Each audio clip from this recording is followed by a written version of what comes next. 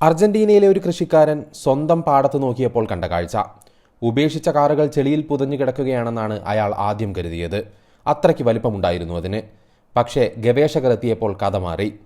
12,000 വർഷങ്ങൾക്ക് മുൻപ് ഭൂമിയിൽ ജീവിച്ചിരുന്ന ഗ്ലിപ്റ്റോഡോൺ എന്ന അതിഭീമൻ ജീവി.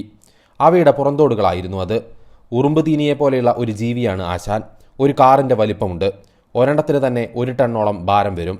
10 മീറ്ററോളം നീളവും ശരീരത്തിനുണ്ട്. ആളിങ്ങനെയൊക്കെ ആണെങ്കിലും മനുഷ്യരെ ആക്രമിക്കാൻ പോകുന്ന ശീലം ആശാനില്ലായിരുന്നു. ശുദ്ധനായ വെജിറ്റേറിയൻ. പക്ഷേ മനുഷ്യകൂട്ടം ഇവനെയും വെറുതെ വിട്ടില്ല. കൂട്ടമായി ആയുധവുമായി പോയി ഇവനെ തട്ടുന്നു. ഒരെണ്ണത്തെ തന്നെ കിട്ടിയിട്ടുണ്ടെങ്കിൽ കുറേ കുടുംബങ്ങൾക്ക് കഴിക്കാമെന്നുള്ളതും രുചിയുള്ള ഇറച്ചിയാണെന്നുള്ളതുമാണ് പ്രധാന കാരണം. ഈ കാരണങ്ങൾ കൊണ്ട് തന്നെ അന്നത്തെ കാലത്ത് വേടന്മാർ ഈ ഒരു ജീവിയുടെ പിന്നാലെ തന്നെയായിരുന്നു. ജീവൻ രക്ഷിക്കാനുള്ള അവസാനത്തെ പൂഴിക്കടകനായി ഇവർ സ്വന്തം വാല് ചുഴറ്റി അടിക്കുന്നൊരു പതിവുണ്ട്. അതുകൊണ്ടാൽ ഒരു ശരാശരി മനുഷ്യൻ തട്ടിപ്പോവുകയും ചെയ്യും. എന്നാലും ഇവയൊക്കെ തന്നെയും അവഗണിച്ചുകൊണ്ട് ഇവയ്ക്ക് നേരെയുള്ള വേട്ടയാടൽ തുടർന്നുകൊണ്ടേയിരുന്നു മനുഷ്യൻ.